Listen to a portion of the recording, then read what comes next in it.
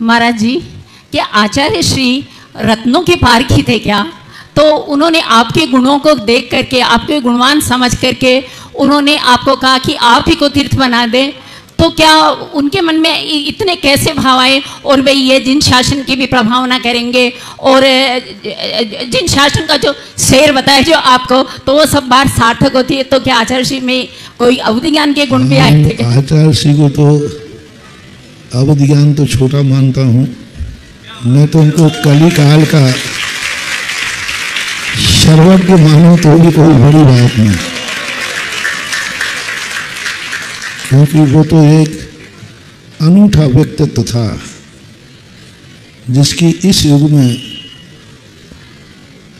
कल्पना करना भी कल्पना के बाहर है। आगम में भी इस प्रकार की कल्पना का रूप नहीं लिखा कि कोई पंचम काल में, मध्य पंचम काल में 19वीं सदी में एक ऐसा व्यक्तित्व, उस सब की कल्पनाओं के परे आचार्य श्री का जब भी स्मरण होता है तो वो युग तो मात एक ऐसा है जिसको ना तो कोई उपमा है, ना कोई कल्पना है और ना उसकी कोई बराबरी है। आचार्य श्री तो आचार्य श्री ही थे,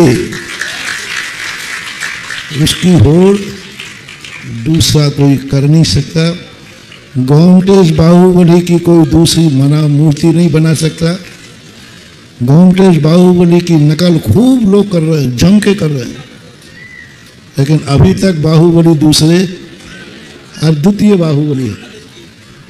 इसी प्रकार पूज्य गुरुदेव आचार्य विद्यासागर का रूप कोई भी धारण करना चाहे, कोई किसने प्रयास कर लो, कितने तुम टाइटल दे दो, कितने कहो कि ये है वो है, आचार्य विद्यासागर महाराज तो एक ही थे, एक ही हैं और एक ही हैं।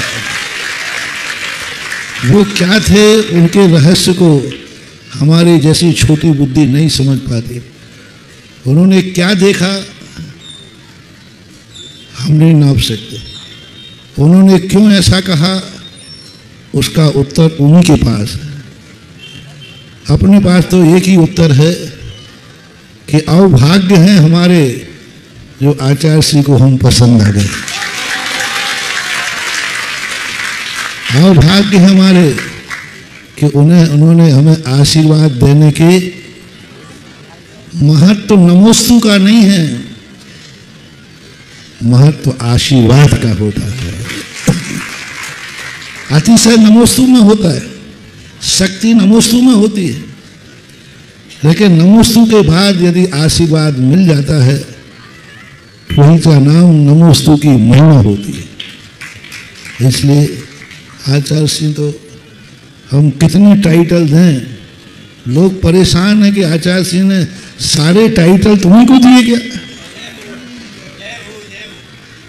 अब कभी हमें कह दिया तुम्हें तीर्थ बना दे, कभी कह दिया जाओ हाथी के समान विचरण करो, कभी कह दिया कि धार की बात।